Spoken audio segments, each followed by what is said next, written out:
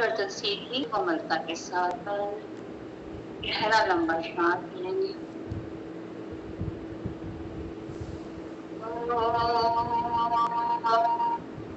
अस्तु मा सद्गाम्ये तं सूर्मा ज्योतिर्गाम्ये मृत्योर्मा अमृतं गाम्ये। ओम शांति शांति शांति। दोनों त्रिभुज दर्शन करें। उष्मा को अपने मुखमंडल से लगाएंगे। धीरे धीरे जमीन की तरफ देखते हुए अपनी आंखें खोलेंगे। सभी को नमन। कुछ कहने हाँ जी, 1-2 मिनट है ना डॉक्टर साहब, कल इनका टेस्ट लिया था ना, तो एक बार उनसे बातचीत कर लेते। एक बार म्यूट कर दीजिए सभी। हाँ, जिनका हम अनम्यूट बताएंगे वो लोग अनम्यूट कर दो। मानसी सही रखो स्क्रीन को।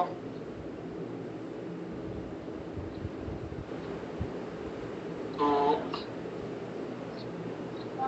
संडे मना के आए हो, खुश होने चाहिए सभी। ये जो गायब प्रजाति दिख रही है ना, जो अंतर ध्यान वाली अदृश्य वाली प्रजाति को दृश्यमान होने की जरूरत है। सबको नमस्ते। तो सब लोग दृश्यमान हो जाओ। अच्छे नंबर आए हैं, सबकी चिंता क्यों करते हो? शैलेश जी के 75 में से 50 नंबर हैं। आशा जी के 75 में से 51 नंबर हैं। मंजू जी के 75 में से 65 नंबर हैं। श्रुति जी के 75 में से 60 नंबर हैं। 75 में से 64 नंबर भारती जी के हैं। ठीक है, फिर उसके बाद 75 में से 61 नंबर अनिता जी के हैं। 57 नंबर प्राची जी के हैं।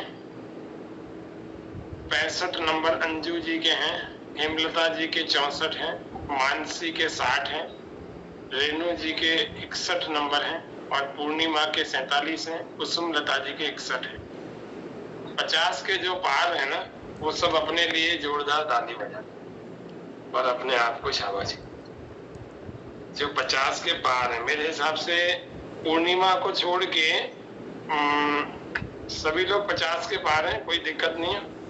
पूर्णिमा ने चलो थोड़ा लेट ज्वाइन किया था, तो पूर्णिमा अभी और अच्छे से कर लेगी। 3 नंबर की बात है, और अच्छे से मेहनत करेगी तो हो जाएगा ना। तो सभी लोगों का रिजल्ट अच्छा आया है, चिंता क्यों कर रहे हो? मस्त खुश रहो।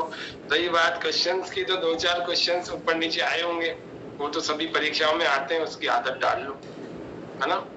और बाकी रही बात योग दर्शन के 1-2 प्रश्नों के कॉन्सेप्ट की, वो बीच में कभी प्रश्न उत्तर सत्र रखेंगे, है ना अंजू जी।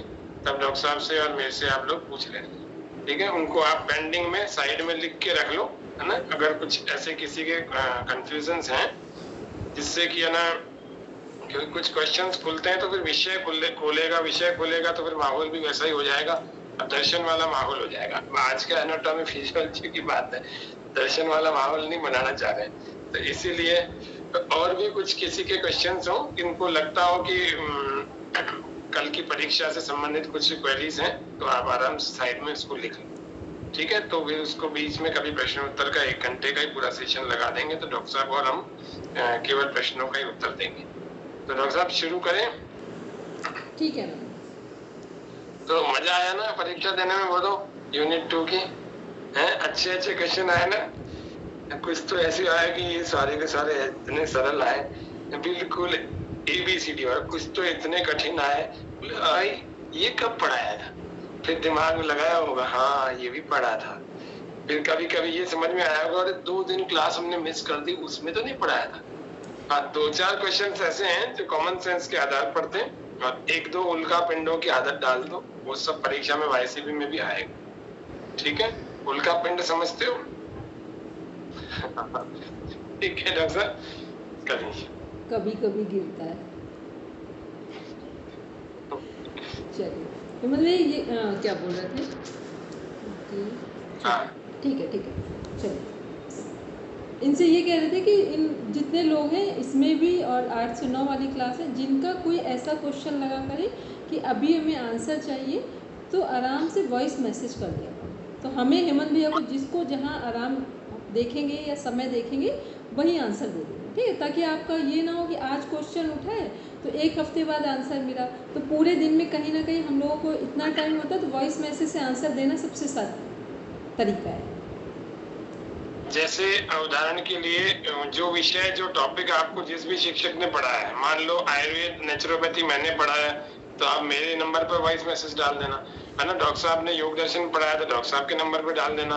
तो इस तरह से आपको फिर डॉक्टर साहब जब भी सवाल देखेंगे आपको उत्तर दे देंगे ना, ऐसा कर। अब मेरे उसमें जो क्वेश्चन पूछना वो पूछ लेना, हमको कोई दिक्कत नहीं, चाहे जिससे पूछो आप, ठीक है।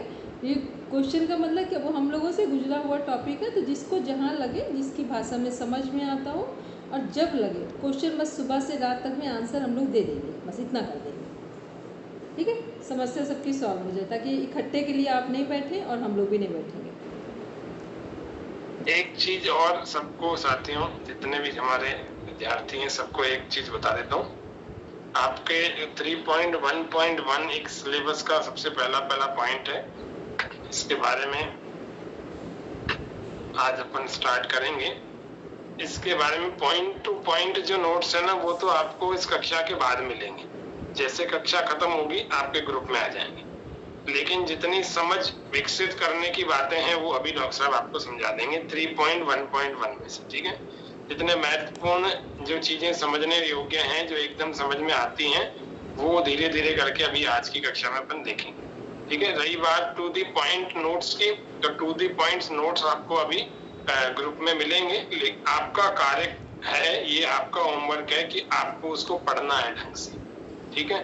डेली एक एक पॉइंट निपटाते जाएंगे तो 5-7 दिनों में, 7-1 दिनों में आपके एनाटॉमी फिजियोलॉजी का कंप्लीट हो जाएगा, ठीक है। ज्यादा बहुत बड़े बड़े नहीं है, संक्षिप्त में ही हमने बना रखी स्लाइड्स, ठीक है। डॉक्टर साहब कंटिन्यू।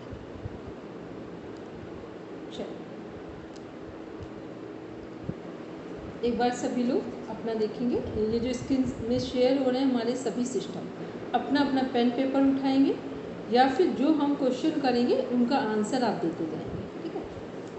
हमारा कार्डियोवास्कुलर सिस्टम है, इसके इम्पॉर्टेंट जो हमारे ऑर्गन हैं उनके नहीं बोलेंगे, ऑर्गन या ऑर्गन्स, जिसको भी याद है वो बोलेंगे।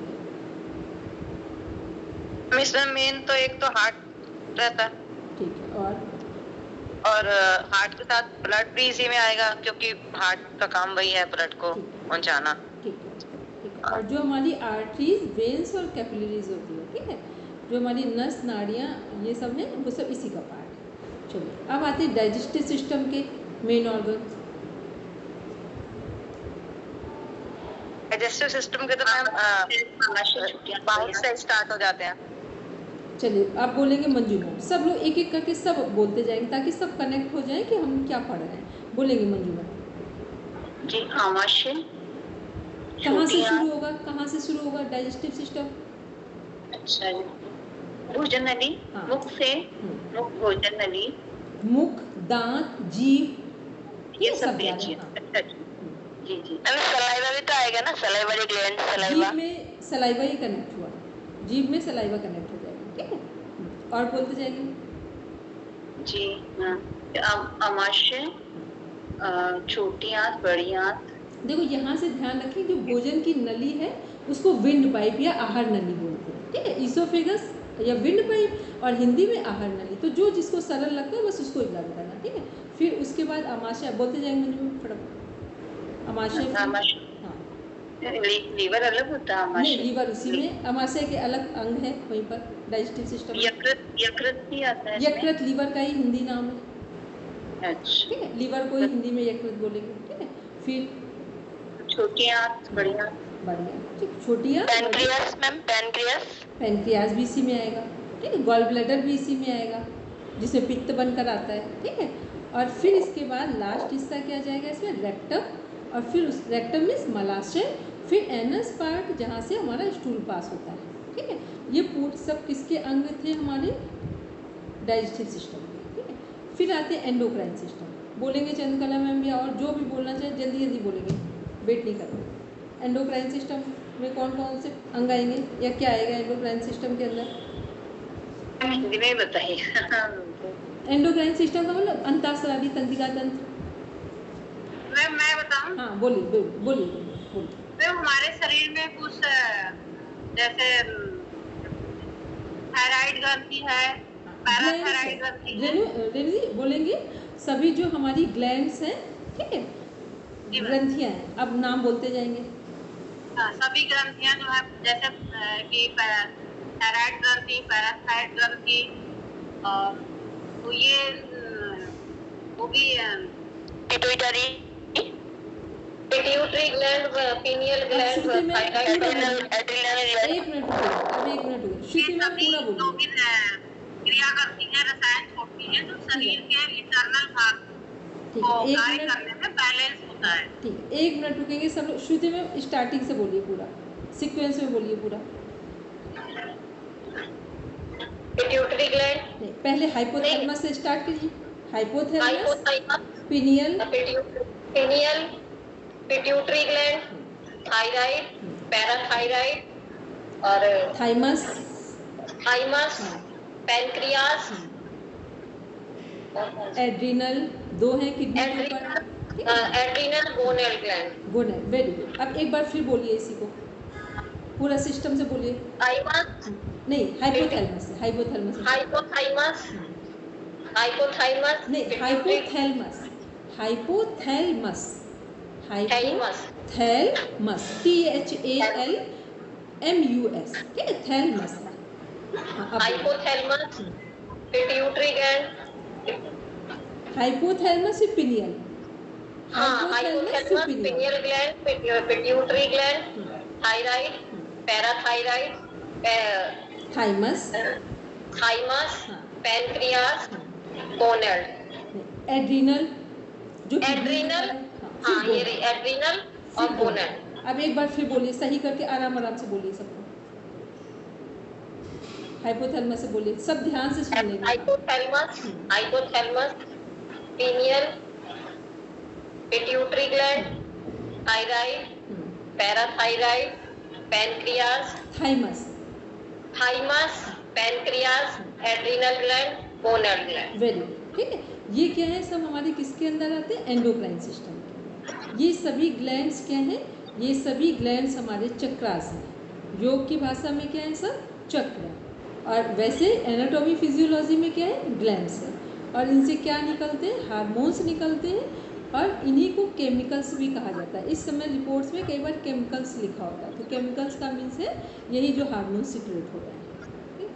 हार्मोन्स अधिक होंगे तो भी हमारे शरीर में रोग बढ़ जाएंगे, और हार्मोन्स कम होंगे, कम सिक्रेट होंगे, तब भी रोग बढ़ जाएंगे। ठीक है, चलिए अब आते हैं इंटीग्यूमेंट्री सिस्टम। जो इंटीग्यूमेंट्री जो सिस्टम है, स्किन सिस्टम भी जिसे बोलते हैं, तो इसमें क्या क्या प्रॉब्लम्स हो सकती है, या ये बोले कि ये किससे संबंधित है, यहाँ कौन कौन सी चीज़ें कनेक्ट होंगी, या क्या वर्क हो रहा है यहाँ पर। इंटीग्यूमेंट्री जो हमारा सिस्टम है, इसमें क्या क्या चीज़ें समझ, ये आएगा किसमें? स्किन, तो पूरी स्किन है ना? स्किन में। Very good. स्किन में हमारे क्या क्या आ गए? नाखून भी आ गए, बाल भी आ गए, ठीक है, और स्वेटिंग भी हमारी स्किन के थ्रू ही हो रही है, ठीक है, वो भी हो रहा है।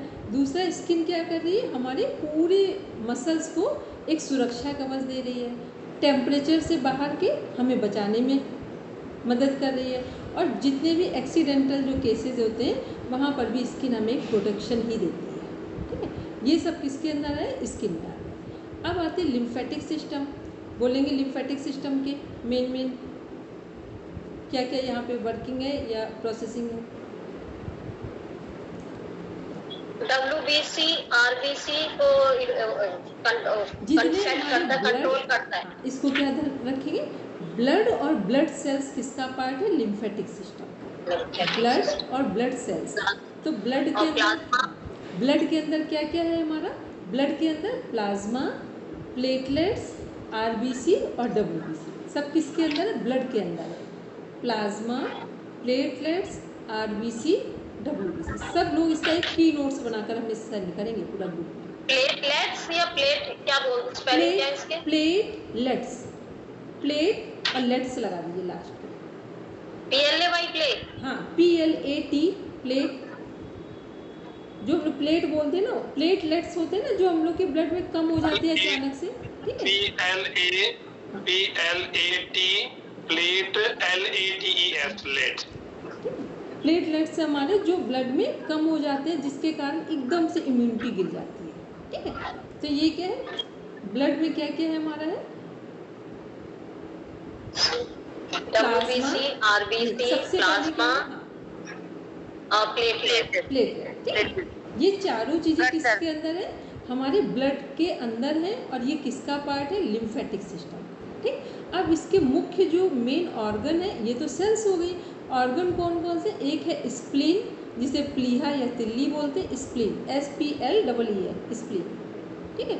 और जो हमारे ये टॉन्सिल्स है, कान के, ये इसी के पार्ट है, ठीक। जब भी किसी के टॉन्सिल्स फूलते हैं या स्वेलिंग आती है, इसका मतलब WBC कम हो गया है शरीर में, इम्यूनिटी डाउन हो गई है, ठीक है। ये इसके ऑर्गन में करेक्ट। चलिए अब नेक्स्ट आगे देखते हैं मस्कुलर सिस्टम। इसमें क्या क्या चीज़ें आएंगी हमारे मस्कुलर सिस्टम में,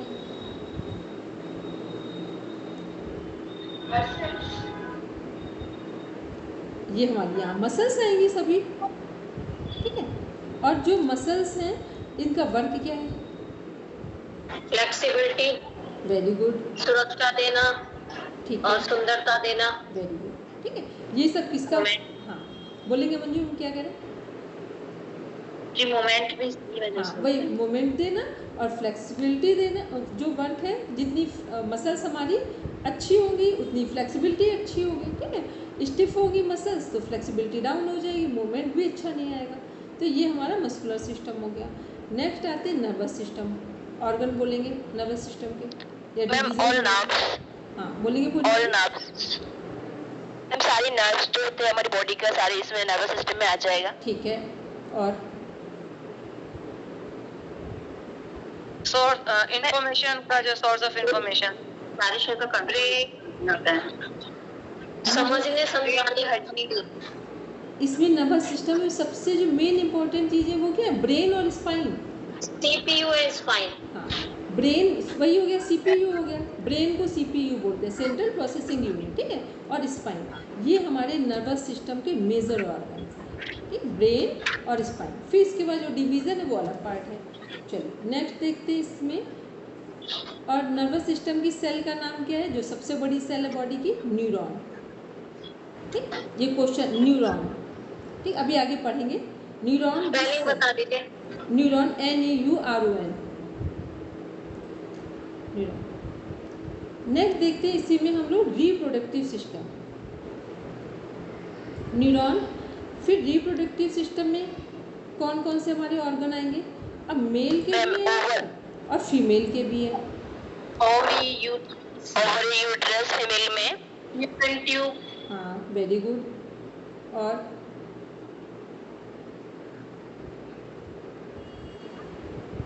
यूट्रस, वेजाइना, एंडोमेट्रियम वॉल, ये सब किसके पार्ट है, सब हमारे रिप्रोडक्टिव सिस्टम के, फीमेल रिप्रोडक्टिव सिस्टम ठीक है। और ऐसे मेल के जो हमारे टेस्टिस हैं, ठीक है, ये सब वहाँ हार्मोन्स है। टेस्टिस क्या है, जहाँ से टेस्टोस्टेरोन हार्मोन निकल रहे हैं, ठीक है। फिर नेक्स्ट आते हैं इसमें, इसके बाद देखते हैं रेस्पिरेटरी सिस्टम का। रेस्पिरेटरी सिस्टम के मेजर ऑर्गन कौन कौन से, कम से कम इतना याद रहे कि फंक्शन क्या है और मेजर जो मेन ऑर्गन है वो क्या है। ये अगर हमारा कॉमन सेंस इतना समझ मतलब डेवलप हो गया तो समझ लेना एनाटॉमी फिजियोलॉजी आप बहुत नहीं समझेंगे, 10% समझ में आ जाएगी जितना आपको आवश्यकता है। बोलेंगे रेस्पिरेटरी सिस्टम के मेजर ऑर्गन, मैम हमारे फेफड़े जो होते हैं, लंग्स और अंडकोश, गुदाद्वार, और श्वसन नली का, तो कहाँ से शुरू होता है हम लोगों का, नोज, ठीक, कहाँ से शुरू हुआ, nasal passage, nose, windpipe, very good, ठीक है। Trachea, larynx, pharynx, windpipe, हाँ। फिर लंग्स हो गए, ब्रोंकाई, ब्रोंक्यूल्स, ठीक है। और फिर इसी का जो लास्ट 2 पार्ट है जहाँ से गैसेस हमारी आदान प्रदान एक्सचेंज होती है वो है एल्वियोल्स, ठीक है। और गैसेस कहाँ, ऑक्सीजन कहाँ पर ट्रांसफ़र होती है कार्बन डाइऑक्साइड में, एल्वियोल्स में। फिर हमारा जो डायफ्राम है, डायफ्राम क्या है, वो बॉर्डर लाइन है जो रेस्पिरेटरी सिस्टम को जहाँ से ख़त्म करके एंडिंग पॉइंट है और डाइजेस्टिव सिस्टम स्टार्ट हो रहा है, इसलिए डायफ्राम को क्या बोलते हैं, बॉर्डर लाइन बोलते हैं। किसकी बोलते हैं, रेस्पिरेटरी सिस्टम की। क्या बोलते हैं? बॉर्डर लाइन, बॉर्डर मतलब Border. उसके ऊपर रेस्पिरेटरी है और नीचे हमारा डाइजेस्टिव शुरू हो रहा है। तो ये किसके पार्ट है? हाँ बोलिए अंजू। विंड पाइप दो सिस्टम्स में आएगी, डाइजेस्टिव में भी और रेस्पिरेटरी में भी। हाँ, इसलिए आएंगे क्योंकि विंड पाइप क्या है, जो हमारी ये श्वसन नली है जहाँ पे, ये क्या है, जब हम लोग बोलते हैं उस क्षण श्वास नहीं लेते हैं, और जब श्वास लेते हैं तो खाना खा रहे हो तो उस क्षण वो बंद होती है। मतलब ये जो पाइप है इसी से खाना भी निकलेगा और इसी से श्वास भी नीचे जाएगी। तो जिस समय हम खाना खाते हैं, जिस क्षण पे बाइट को अंदर ले जाते हैं तो उस क्षण श्वास नहीं जाएगी, और जब बाइट अंदर चली आएगी तो श्वास जाएगी। इसीलिए जब हम लोग खाना खाते समय बोलते हैं तो क्या होता है, खांसी आ जाती है, क्योंकि खाना फंस जाता है। तो हम लोगों को बचपन से क्या सिखाया कि खाना शांत होकर खाओ। खाना शांत होकर खाने का यही जो रियल मीनिंग है वो ये है कि जो हम बात करेंगे तो भोजन फंस जाएगा, और बात नहीं करेंगे तो सिस्टमेटिक खाने के समय जब अंदर भोजन जाएगा तो श्वास रुकेगी, और जब श्वास अंदर जाएगी तो भोजन रुकेगा। ठीक, क्लियर हो गया? इसलिए विंड पाइप दोनों तो जगह, ये जो बोलते हैं विंड पाइप फूड पाइप दो है, वो दो नहीं है, एक ही है। एक ही है, एक ही है। ठीक, उसी को फूड पाइप बोल रहे हैं, उसी को विंड पाइप बोल रहे हैं, उसी को ईसोफेगस हिंदी में आहार नाल। विंड पाइप, फूड पाइप और ईसोफेगस, 3 चीज़ें एक ही है। हिंदी मीनिंग सबका हो गया। जो ईसोफेगस है वो आहार नाल, फूड पाइप उसे भी आहार नाल, विंड पाइप का मतलब श्वास नलिका। ठीक, तीनों एक ही से कनेक्टेड है और तीनों का फंक्शन एक ही है। ठीक है, बस नाम जो सिनोनिम समझ लें वही है। अब देखते हैं तीसरे की स्पेलिंग बोल दीजिए। किसकी, विंड पाइप, नहीं, उसकी तीसरा इंडो क्या बोला वो? ईसोफेगस जो आहार ना, इसको अभी आपको पूरा चार्ट मिलेगा। ठीक है, तो उसमें एक मिनट हाँ रुको श्रुति जी, स्पेलिंग तो आप खुद ढूंढ लेना, और नहीं तो जो नोट्स मिलेंगे ना उसमें देख नहीं लेना। तो वर्ड क्लियर नहीं हो रहा ना, तभी तो स्पेलिंग बोलेंगे, इसलिए। आ जाएगा ईसोफेगस, आहार नाल, विंड पाइप, श्वसन नलिका, कितने सारे नाम आ गए, और क्या इसको चाहिए? सबसे सरल कर लें, जिसको भी ईसोफेगस भूल जाए, क्योंकि ये भूलने वाला थोड़ा लगता है, तो विंड पाइप ध्यान रखेंगे। ठीक है, और फूड पाइप। ठीक है, और अभी जब पूरा चार्ट आएगा ना तो अभी स्पेलिंग में बहुत सारी स्पेलिंग आपको चाहिए, फिर एक आचार्य जी तो तीसरा वर्ड देंगे ना टेस्ट में? सब देंगे, सारी चीजें आएंगी सब मैं आएगा। तो चौथा वाला दूंगा, लो और बोलो जो पढ़ाया ही नहीं है। फिर आप कॉमन सेंस से अपने हिसाब से, मैं वर्क लिखूंगा, अब वर्क के हिसाब से चौथे नाम का आप अनुमान लगा लेना भाई ये वाला है। फिर पढ़ने का मतलब क्या है फिर, मतलब कल हेमंत सबके लिए जो हम लोग आगे बढ़ेंगे, आज इसको समझा के कल सबके 2-2 मिनट की, केवल छोटी छोटी, क्योंकि यहाँ सब लोग अभी इसी फील्ड के नहीं हैं, तो 2-2 मिनट की सारे सिस्टम की, जैसे मान लो 11 हैं, 11 दूनी 22 हो गए। ठीक है, 22 मिनट की छोटी छोटी सी क्लिप्स डाल देंगे इसमें। तो कल वीडियो शेयर करें ताकि थोड़ा सा सब कनेक्टेड हो जाएंगे कि हम लोग किसकी बात करें। जैसे अभी सामने देख रहे हैं, समझा रहे हैं, फिर वीडियो देख लेंगे तो धीरे धीरे सबको समझ में आने लगेगा। हाँ, तो एक काम करना, फिर सभी लोग है ना उन क्लिप्स को जब हम भेजेंगे तो आप कक्षा में आने से पहले देख लेना ढंग से, ध्यान से, छोटी छोटी क्लिप्स होंगी है ना, फिर यहाँ शेयर की जाएंगी, फिर ये सब हमसे पूछ लेंगे, उसके बाद पढ़ेंगे तो इन्हें बड़ा इजी लगेगा पढ़ना सबको। ठीक है, कल आप लोगों के लिए इतनी सुविधा आज से कल तक हो जाएगी। चलिए अब हम लोग आगे देखते हैं, इसमें स्केलेटन सिस्टम में आते हैं। स्केलेटन सिस्टम को देखते हैं हम लोग कि ये हमारा क्या क्या वर्क कर रहा है, तो इसके वर्किंग क्या क्या है सबको पता है। एक बार जिसको प्रॉपर पता है इसकी जो फंक्शनिंग है वो बोल देंगे। बेस बनाता है, बोलेंगे पूरी बॉडी का ढांचा तैयार करता है। एक मिनट भारती मैम ने स्टार्ट किया था, बोलिए भारती मैम। आकार देता है, आधार देता है, गति देने में मदद करता है, ब्लड बनता है हमारे बोन नैरो के अंदर, और सारे जो ऑर्गन्स हैं उनको सुरक्षित रखता है। ठीक है, ये किसका वर्क है, स्केलेटन सिस्टम का। ठीक है, क्लियर। अब आते यूरिनरी सिस्टम। यूरिनरी के दो नाम क्या क्या थे? एक हमारा रीनल सिस्टम है, इसी का नाम है, दूसरा एक्सक्रेटरी सिस्टम। ठीक है, एक्सक्रेटरी सिस्टम और रीनल सिस्टम यूरिनरी के ही नाम है। चलिए इसके मेजर ऑर्गन बोलेंगे। किडनी। वेरी गुड, किडनी है हमारी। और यूरेद्रा, यूरिनरी ब्लैडर और यूरिन। ठीक है, ब्लैडर जहाँ पर यूरिन फुल होता है और फिर उसके बाद जो हमारा यूरिन पास आउट होता है। ठीक है, तो ये 4-5 चीज़ें सब किससे संबंधित है? यूरिनरी सिस्टम से। ठीक है, चलिए अब इसका आप लोग क्या करेंगे, एक की नोट्स बनाएंगे। ठीक है, सब अपना अपना 5 मिनट का होमवर्क है। सारे सिस्टम का बस नाम लिखेंगे, उसके सामने मेजर ऑर्गन लिख देंगे। 5 मिनट का टेस्ट है, सब स्टार्ट कीजिए अभी और ग्रुप में सेंड कीजिए। फिर कितना टाइम? मैम स्केलेटन का जो है उसमें उसके अंदर क्या आएगा? स्केलेटन सिस्टम उसके वर्क मालूम है ना, लेकिन उसके अंदर ऑर्गन्स कौन सा है? सारे skeleton जितने में। ऑर्गन्स हैं वो कहाँ हमारे सुरक्षित हैं। वो समझ आ गया मैम कि स्केलेटन का मतलब वर्क समझ आ गया था, लेकिन उसमें कोई हम ऑर्गन पर्टिकुलर लिख पाएंगे मतलब उस हिसाब से या नहीं? ये नहीं, कुछ पर्टिकुलर नहीं, सभी ऑर्गन को सुरक्षा देता है, बस इतना करना है। ठीक है, मैम मैं इंग्लिश में लिख दूं जल्दी, कहीं हिंदी से में मुझे जल्दी जल्दी। हिंदी, इंग्लिश, संस्कृत, बस 3 के अलावा हमको नहीं आती भाषा। ठीक है, इतना आप कर देंगे तो हम समझ जाए, बाकी आप लिखेंगे और भी तो कोशिश करेंगे हम लोग।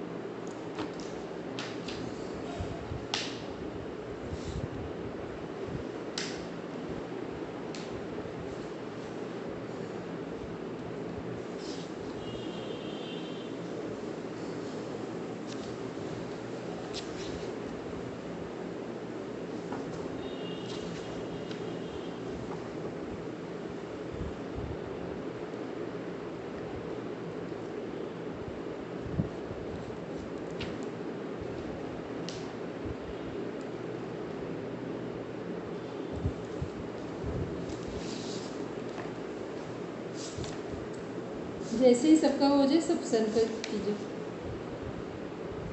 2 मिनट और टाइम है सबके पास।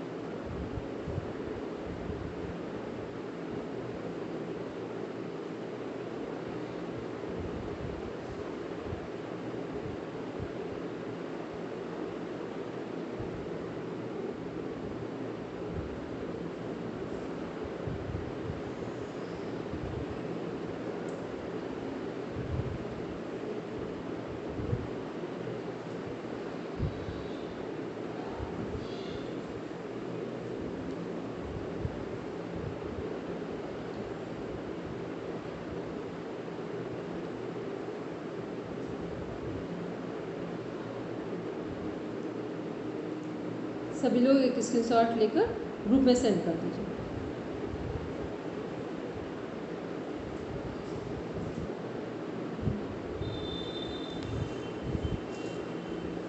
हो गया सभी का? बस अब जिसका जितना वर्क हुआ है बस वैसे ही सेंड कर दीजिए। 5 मिनट हो गया टाइम सबका।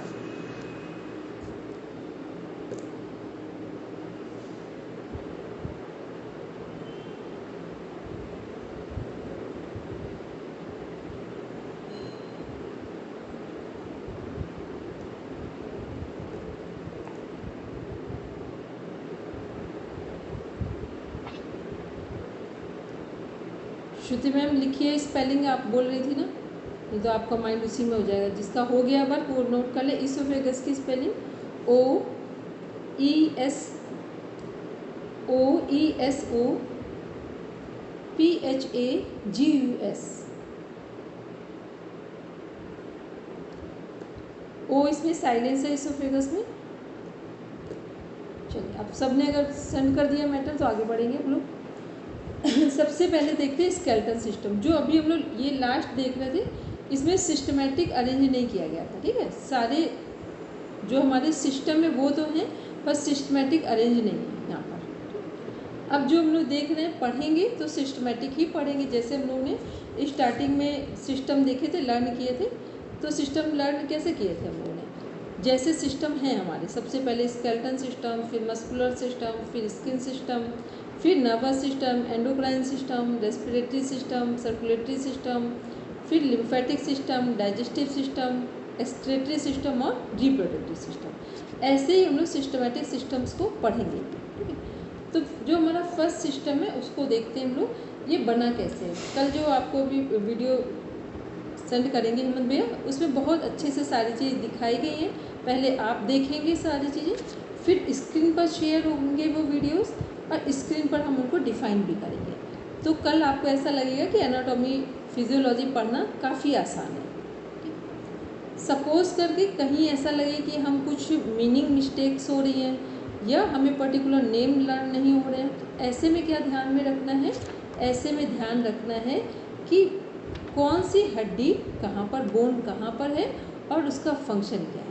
इतना तो सबको ध्यान में रखना है, ठीक है। चलिए अब देखते हैं सबसे पहले स्कल। स्कल का मतलब हो गया पूरी खोपड़ी।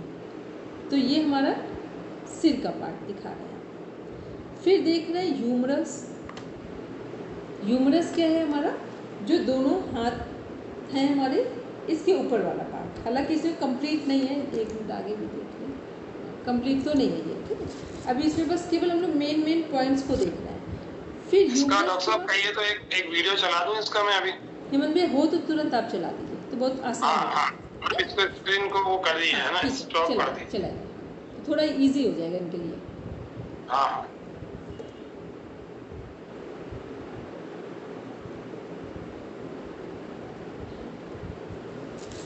स्टॉप कर दीजिए। हाँ मैं 1 मिनट में चलाता हूँ।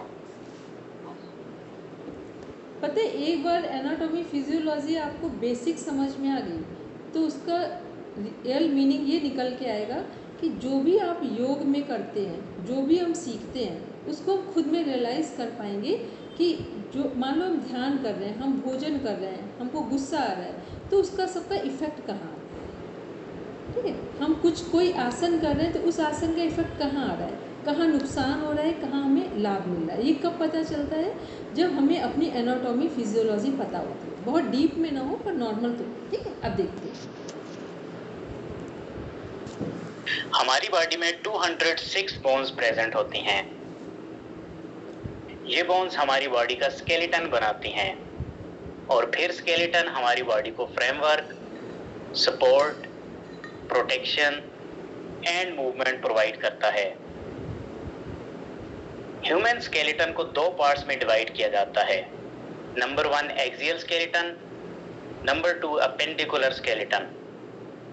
एक्सियल स्केलेटन में स्कल, वर्टिब्रल कॉलम और रिब्स शामिल होती हैं, जबकि अपेंडिकुलर स्केलेटन में pectoral girdle, upper limbs, pelvic girdle and lower limbs शामिल होती हैं। 206 बोन्स को अगर काउंट करें तो एक्सियल स्केलेटन में 80 और अपेंडिकुलर स्केलेटन में 126 बोन्स प्रेजेंट होती हैं। एक्सियल स्केलेटन की 80 बोन्स में से 29 बोन्स स्कल में प्रेजेंट होती हैं। स्कल में मौजूद बोन्स आपस में फाइब्रस जॉइंट्स की मदद से कनेक्टेड होती हैं। इन जॉइंट्स को सूटर्स कहा जाता है। ये सबको क्लियर समझ में आ रहा है? बोलो, सरल हिंदी भाषा में है, ठीक है। बाकी हिंदी अंग्रेजी वो बाद की बातें हैं, लेकिन पहले आप अच्छे से ध्यान से समझना। अभी लिखना विखना कुछ नहीं, अभी ढंग से समझ। जी डॉक्टर साहब। हाँ, इसमें लिखना भी नहीं, केवल सब देखना आराम से, ना समझना कुछ ना हो, बस देखना केवल ध्यान से इसमें क्या दिखाया जा रहा है, ठीक है। तो और सरल हो जाएगा सबके लिए।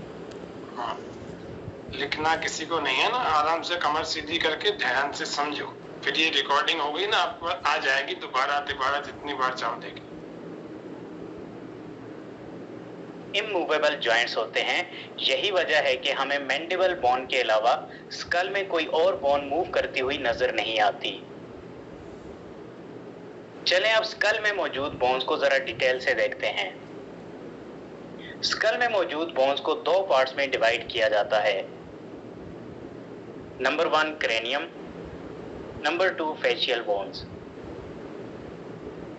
स्कल का क्रेनियम रीजन क्रेनियल बोन से मिलकर बना होता है, जो कि ब्रेन को प्रोटेक्ट कर रहा होता है। क्रेनियम में हमें 8 बोन्स देखने को मिलती हैं। चलिए इन बोन्स को बारी बारी देखते हैं। Frontal bone. फ्रंटल बोन हमारे स्कल के फ्रंट पर प्रेजेंट एक सिंगल बोन होती है, जो हमारा फोरहेड बनाती है। Occipital bone. स्कल की बैक साइड पर मौजूद सिंगल बोन ऑक्सिपिटल बोन कहलाती है। Parietal bone. Parietal bones skull का रूफ बनाने वाली पेयर्ड बोन्स होती हैं। Temporal bones. Temporal bones skull की साइड पर मौजूद पेयर्ड बोन्स होती हैं। Sphenoid bone. स्फिनाइड बोन एक बटरफ्लाई शेप की सिंगल बोन होती है, जो कि स्कल में आइस के पीछे प्रेजेंट होती है और क्रेनियम का फ्लोर बनाती है। हमारा पिट्यूटरी ग्लैंड इसी बोन में प्रेजेंट होता है। Ethmoid bone. एथमॉइड बोन भी एक सिंगल बोन होती है, जो कि आइस के दरमियान और नोज के टॉप पर मौजूद होती है। ये बोन आई सॉकेट का कुछ रीजन और नेजल कैविटी की वाल बनाती है। चलें अब फेशियल बोन्स को देखते हैं, जो हमारा फेस बनाती हैं। मैंडिबल। ये बोन हमारे फेस की जा बोन है, जो कि लोअर जा बनाती है। मैंडिबल हमारे स्कल में मौजूद वाहिद बोन है जो कि मूव कर पाती है। ये बोन टेम्पोरल बोन के साथ टेम्पोरोमैंडिबुलर जॉइंट की मदद से कनेक्टेड होती है। ये जॉइंट साइनोवियल जॉइंट होता है, जिसकी वजह से ये बोन मूव कर पाती है। इस बोन में हमारे लोअर टीथ भी फिक्स्ड होते हैं। मैक्सिला। मैक्सिला अपर जा बनाने वाली पेयर्ड बोन होती हैं, जो हमारे फेस का फ्रंट पार्ट बनाती हैं। इस बोन में अपर टीथ भी फिक्स्ड होते हैं। Zygomatic bone. जाइगोमेटिक बोन को चीक बोन भी कहा जाता है, क्योंकि ये बोन हमारे चीक्स बनाती है। ये भी पेयर्ड बोन होती है। Nasal bones. नेजल बोन्स दो स्मॉल रेक्टेंगुलर बोन्स होती हैं, जो कि नोज का अपर पार्ट बनाती हैं।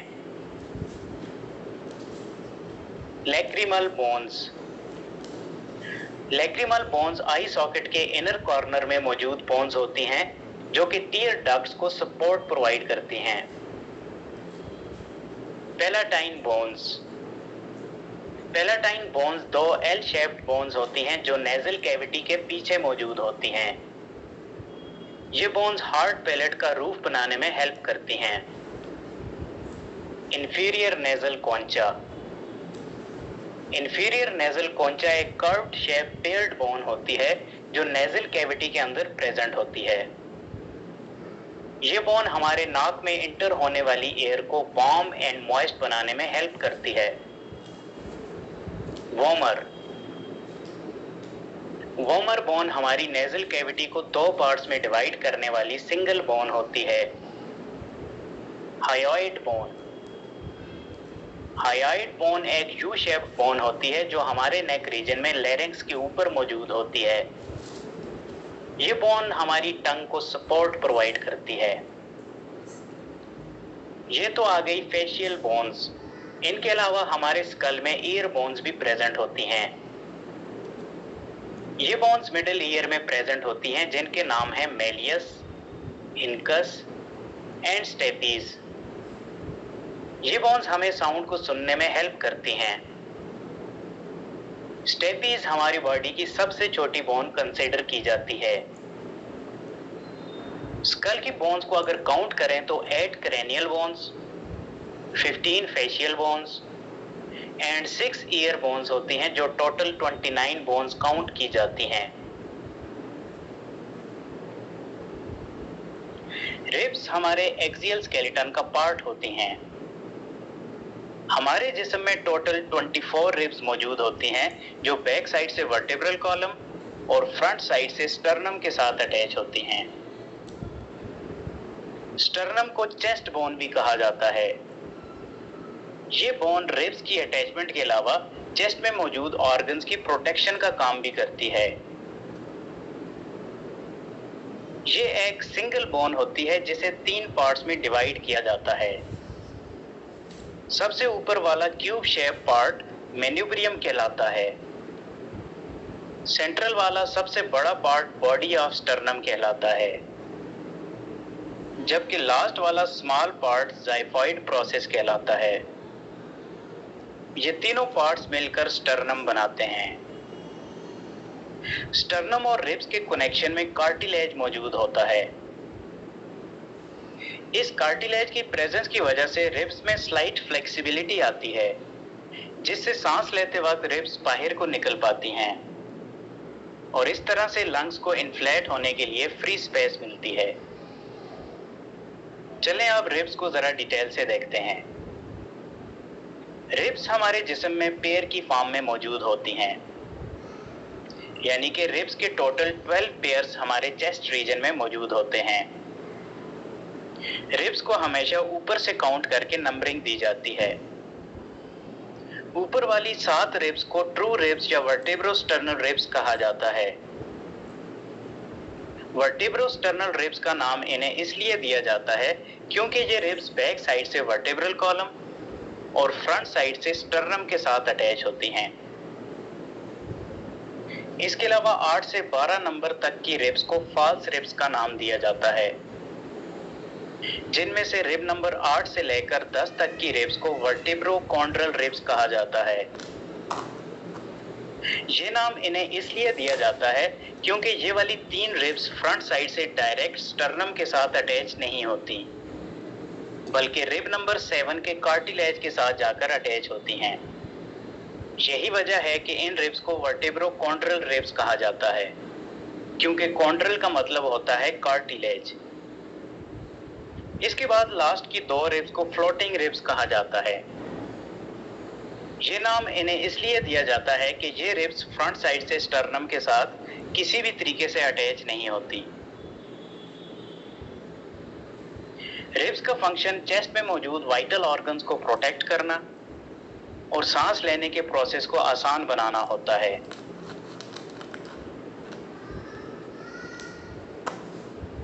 वर्टिब्रल कॉलम यानी कि रीढ़ की हड्डी हमारे एक्सियल स्केलेटन का बहुत इंपॉर्टेंट पार्ट कंसिडर की जाती है।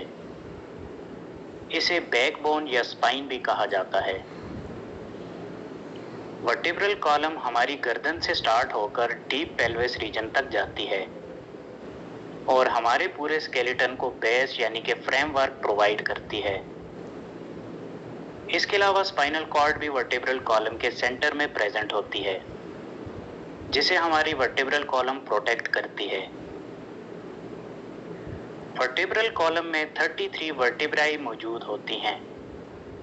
वर्टेब्राई उन सब हड्डियों को बोलते हैं जिनसे मिलकर वर्टेब्रल कॉलम बनती है।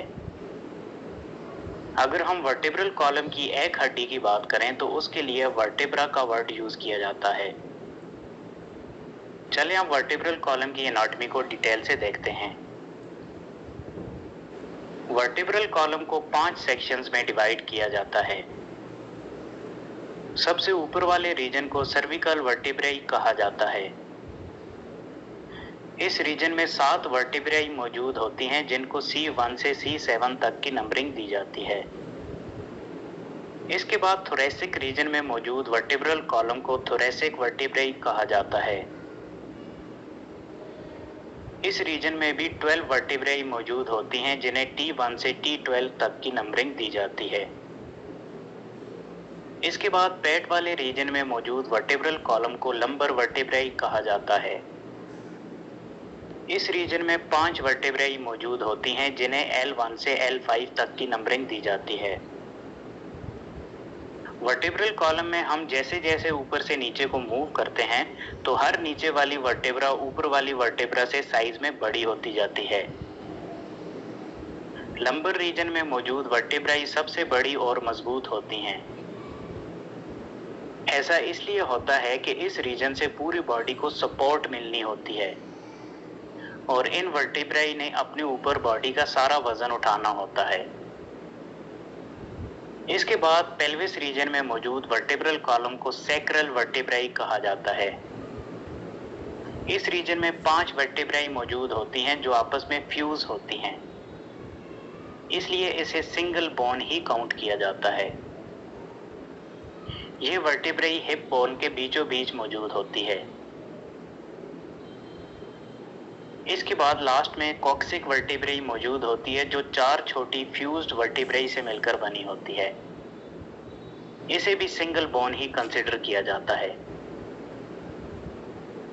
कॉक्सिक वर्टेब्राई को टेल बोन भी कहा जाता है और साथ में इसे एवोल्यूशनल एविडेंस के लिए वेस्टिजियल ऑर्गन भी समझा जाता है। ये आ गई इंफॉर्मेशन हमारी वर्टेब्रल कॉलम की, जिसमें टोटल 33 वर्टेब्राई और 26 बोन्स मौजूद होती हैं। चलें अब एक सिंगल वर्टेब्रा को जूम इन करके डिटेल से स्टडी करते हैं। ये सिलिंड्रिकल रीजन वर्टेब्रा की बॉडी कहलाता है। इस रीजन की प्रेजेंस की वजह से वर्टेब्रल कॉलम को स्ट्रेंथ और वजन उठाने की सलाहियत मिलती है। हर 2 वर्टेब्राई के दरमियान कार्टिलेज से बनी हुई वर्टेब्रल डिस्क मौजूद होती है जो वर्टेब्रल कॉलम को थोड़ी बहुत फ्लेक्सिबिलिटी भी प्रोवाइड करती है और इंजरी से भी बचाती है। वर्टेब्रल डिस्क का बाहर वाला रीजन एनुलस कहलाता है। यह रीजन फाइब्रो कार्टिलेज से मिलकर बना होता है जो कि हार्ड टाइप का कार्टिलेज होता है। एनुलस के दरमियान में न्यूक्लियस पल्पोसस मौजूद होता है जिसमें फ्लूइड भरा होता है। वर्टेब्रल डिस्क की प्रेजेंस की वजह से हमारी वर्टेब्रल कॉलम शॉक को एब्जॉर्ब करने के काबिल बनती है और साथ में थोड़ी बहुत मूव भी कर पाती है। वर्टेब्रल बॉडी के बाहर एक हॉलो स्पेस होती है जिसे वर्टेब्रल फोरामेन कहा जाता है। इस रीजन में स्पाइनल कॉर्ड मौजूद होती है। इसके अलावा हर वर्टेब्रे में कुछ पोर्शंस बाहर को निकले होते हैं। इन बल्जिंग पोर्शंस को प्रोसेसेस कहा जाता है। स्पाइनल कॉर्ड होल से निकलता हुआ प्रोसेस स्पाइनल प्रोसेस कहलाता है। इस प्रोसेस के साथ लिगामेंट्स और टेंडन्स अटैच होते हैं जिससे फिर बैक मसल्स कनेक्टेड होते हैं। स्पाइनल प्रोसेस के साथ साइड्स पर निकले हुए प्रोसेसेस ट्रांसवर्स प्रोसेस कहलाते हैं। यहाँ पर रिब्स वगैरह आकर अटैच होती हैं और साथ में मसल्स भी। इसके अलावा हर वर्टेब्रे के ऊपर और नीचे वाली साइड पर भी छोटे छोटे प्रोसेसेस मौजूद होते हैं। वर्टेब्रा की ऊपर वाली साइड पर मौजूद प्रोसेसेस को सुपीरियर आर्टिकुलर प्रोसेस कहा जाता है और नीचे वाली साइड पर मौजूद प्रोसेस को inferior articular process. In process की हेल्प की वजह से एक वर्टेब्रा दूसरी वर्टेब्रा से अटैच होती है। इसके अलावा जब दो वर्टेब्राई आपस में जुड़ती हैं तो दोनों साइड पर छोटे से होल्स क्रिएट होते हैं। इन होल से स्पाइनल नर्व्स बाहर को निकलती हैं। इन होल्स को इंटरवर्टेब्रल फोरामन कहा जाता है। वर्टेब्रल कॉलम की शुरू वाली दो वर्टेब्राई की शेप जरा अलग होती है। C1 वर्टेब्रा एट लॉस कहलाती है और C2 vertebra axis. C2 vertebra में ऊपर को निकला हुआ एक प्रोसेस मौजूद होता है जिसे टेंस कहा जाता है। इस टेंस के अराउंड C1 वर्टेब्रा सारी डायरेक्शंस में मूव कर पाती है और इन्हीं दोनों वर्टेब्राई की प्रेजेंस की वजह से हमारी गर्दन भी सारी डायरेक्शंस में मूव कर पाती है। इन दो वर्टेब्राई के अलावा बाकी सारी वर्टेब्राई में मूवमेंट बहुत कम होती है। हमारी बॉडी में मौजूद 206 बोन्स में से 126 बोन्स हमारे अपेंडिकुलर स्केलेटन में मौजूद होती हैं। तो चलें बारी बारी अपेंडिकुलर स्केलेटन की सारी बोन्स को स्टडी करते हैं। Pectoral girdle. पेक्टोरल गर्डल जिसे शोल्डर गर्डल भी कहा जाता है, हमारे शोल्डर रीजन में मौजूद बोन्स होती हैं। ये बोन्स हमारी अपर लिम्स को एक्सियल स्केलेटन के साथ। आशा जी सोना नहीं है, कमर सीधी रख के। हाँ ऐसे नहीं, मैं एक एक को देख रहा हूँ, ध्यान रखना। कनेक्ट करती हैं। पेक्टोरल गर्डल में 2 क्लेविकल्स एंड 2 स्केप्यूला शामिल होती हैं। Upper limbs. अपर लिम्स में हमारे बाजू की सारी बोन्स शामिल होती हैं, जिसमें सबसे बड़ी और पहली बोन ह्यूमेरस कहलाती है। ये बोन एक साइड से स्केप्यूला के साथ कनेक्टेड होती है और दूसरी साइड से एल्बो रीजन में रेडियस और अल्ना के साथ। Radius and ulna. रेडियस और अल्ना 2 लॉन्ग बोन्स होती हैं जो हमारा फोर आर्म बनाती हैं। रेडियस हमारे फोर आर्म की थंब वाली साइड पर मौजूद होती है और जब हम अपना बाजू रोटेट करते हैं तो यही बोन मूव करती है, जबकि अल्ना हमारे फोर आर्म में पिंकी फिंगर वाली साइड मौजूद होती है। ये बोन ह्यूमेरस के साथ स्ट्रॉन्ग जॉइंट बनाए होती है। Carpal bones. Radius and ulna हमारी रिस्ट में कार्पल्स के साथ जॉइंट बनाए होती हैं। कार्पल्स छोटी छोटी 8 बोन्स होती हैं जो हमारी रिस्ट में मौजूद होती हैं। इन बोन्स के सेपरेट होने की वजह से हमारी रिस्ट अच्छे तरीके से मूव कर पाती है। दोनों हाथों को मिलाकर 16 कार्पल्स हमारी रिस्ट में मौजूद होती हैं।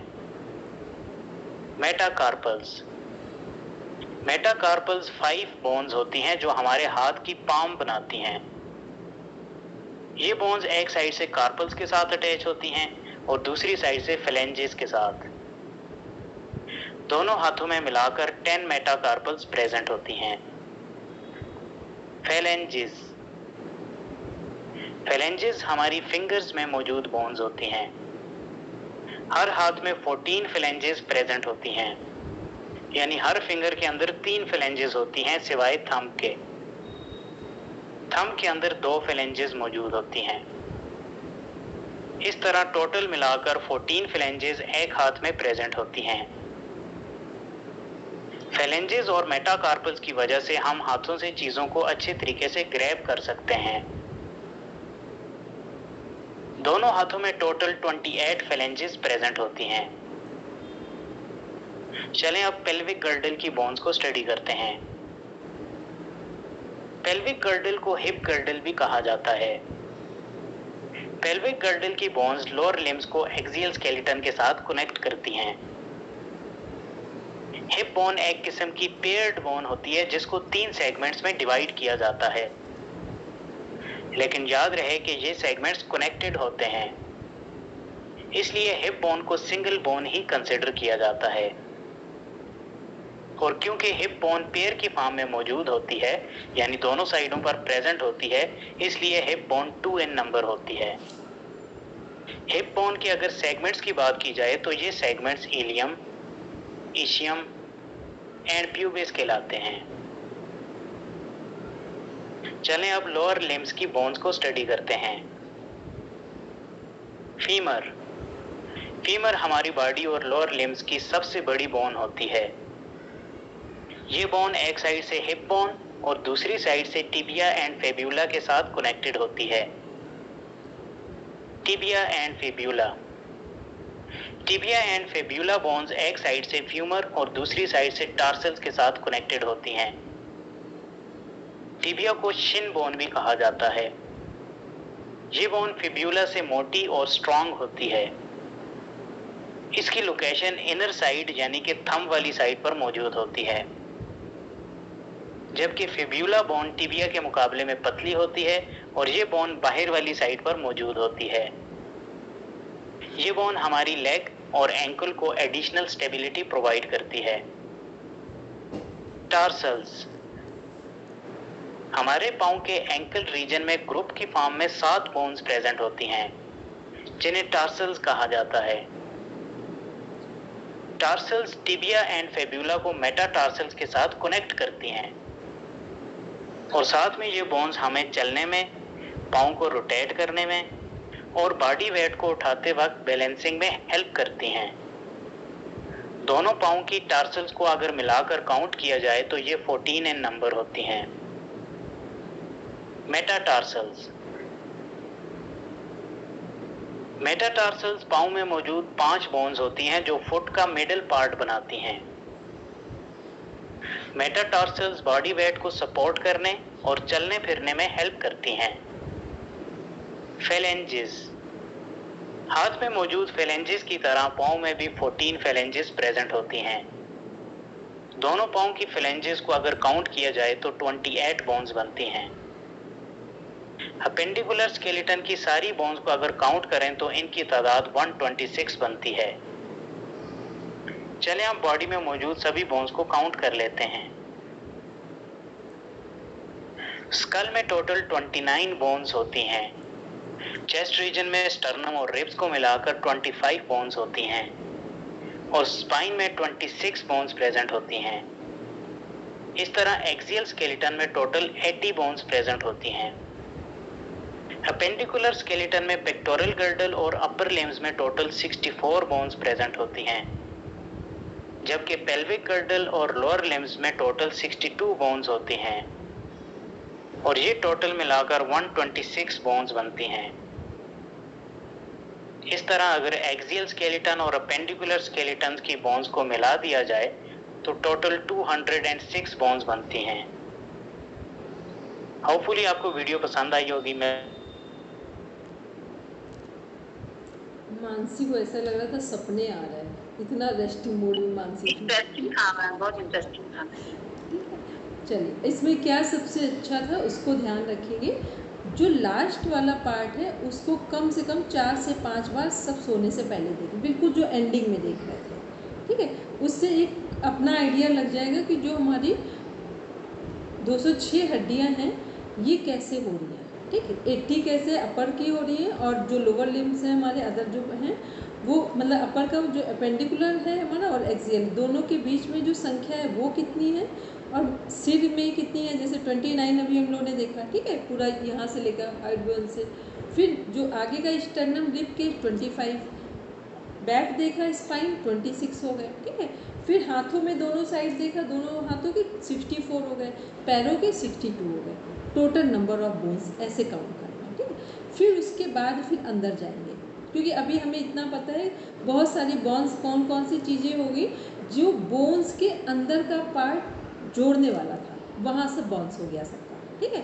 तो वो इसलिए बोन्स नहीं, बस जब भी कोई नई चीज़ देखी जाती है, आप लोगों के लिए नया लग रहा था तो बोरिंग भी लगेगा और बोन्स दोनों ही बोल रहे हैं, ठीक। तो वहाँ कुछ ऐसा परेशान है। अभी 2-2 मिनट्स की जो क्लिप्स आएंगी उसमें बहुत इजी लगेगा। ये पूरा था, इसको भी देखेंगे, लेकिन इसके साथ अभी 2-2 मिनट की जो क्लिप्स है वो और सपोर्ट कर जाएंगे, तो सबको इंटरेस्टिंग लगेगा। क्योंकि ये जो अभी देख रहे थे पूरा एक अपना जो स्केलेटल सिस्टम है इसका एक एक पॉइंट यहाँ पर डिफाइन किया गया था, ठीक है। तो कल हम लोग आगे देखेंगे इसको, और जो आज हेमंत भैया वीडियो शेयर करें उसको सब समय निकाल कर देख लेंगे और फिर यहाँ स्क्रीन पर शेयर होगा और 2 मिनट की क्लिप के बाद आपको हम डिफाइन भी कर देंगे। ठीक है। तब हम लोग जब परसों से पढ़ेंगे तो लगेगा कि एनाटॉमी फिजियोलॉजी पढ़ना सरल है। तो किस किस को लगा कि अभी जो 23 मिनट का वीडियो अपन ने चलाया 40% 50% तक समझ में आया? किसको लगा था? मुझे समझ में आया क्योंकि लेवल 3 में पूरा देखा था और याद किया था, तो ऑलमोस्ट पूरा था, थोड़ा डिटेल था। और कौन है जिनको लगता है कि 50% तक तो समझ में आ गया? वो लोग ऐसे हाथ ऊपर करो, इसको गूगल मीट वाला जो हैंड रेज है ना वो करिए। आप करो करो, उसमें क्या, मैं पूछूंगा नहीं, अभी सवाल नहीं पूछूंगा मैं। वो इंग्लिश वर्ड्स की वजह से थोड़ा ऐसा है, बाकी अच्छा लगा बहुत, अपनी बॉडी को समझना बहुत अच्छा लगा। हड्डियां तोड़ते समय तो ध्यान रखते नहीं है, तेरी हड्डियां तोड़ देंगे ऐसे बोलते हैं ना, लेकिन सचमुच में हड्डियां कितनी है, क्या नाम है ना, तो उनके बारे में जानकर कितना इंटरेस्टिंग लगता है। बताओ 30 to 50% भी किसी के समझ में आ गया, इसका मतलब आपके समझ में आ रहा है, इसकी मतलब, क्योंकि ये बहुत गहराई तक है ये वीडियो, ये बहुत हल्का फुल्का नहीं था। ये डॉक्टर लेवल पर भी, अगर जैसे हम BNYS हम डॉक्टर कर रहे हैं तो उसमें फर्स्ट ईयर में अगर स्केलेटल सिस्टम पढ़ते हैं तो इससे ऊपर नहीं है। MBBS में भी सबसे प्रथम वर्ष में जो हड्डियों का स्वरूप पढ़ते हैं, इसके बाहर कुछ भी नहीं, यही 23 मिनट का है। तो सोचो आप, अच्छे लेवल का वीडियो था, इसमें से अगर आपको 30-40% भी समझ में आ रहा है, हड्डियों के पूरे नाम समझ में आ रहे हैं। अब वो उन्होंने तो क्या पूरा एक वर्टिब्रा के अंदर के भी बॉडीज बता दी, वो नहीं करना है अपने को। तो ये ध्यान रखना वर्टिब्रास कितनी होती है, इतना दिमाग रखना, बाकी क्योंकि लेवल 4 जितना है उतना ही करें। लेकिन ये तो हम वीडियो चलाया जाता है तो फिर 3D वाला तो पूरा उसमें ऑपरेशन करके ही बताते हैं, तो इसीलिए जितना 2-3 बार देख लेना अच्छे से आ जाएगा समझ में। फिर अपन कल मिलते हैं, एक नोट्स वाली फाइल शेयर करता हूँ, उसको आप लोग पढ़ के आएंगे, कल फिर उस पर चर्चा करेंगे। ठीक है डॉक्टर साहब? शांति पाठ कर रहे हैं सभी, ध्यान से सीधे होकर कमर गर्दन पीठ को सीधा रख के बैठे। ओम द्यौः शान्तिरन्तरिक्षं शान्ति पृथिवी शान्तिरापः शान्तिरोषधयः शान्तिः वनस्पतयः शान्तिर्विश्वे देवाः शान्ति ब्रह्म शान्ति सर्वं शान्ति शान्तिरेव शान्ति सामा शान्तिरेधि। ॐ शान्ति शान्ति शान्ति सर्वेभ्यो नमः।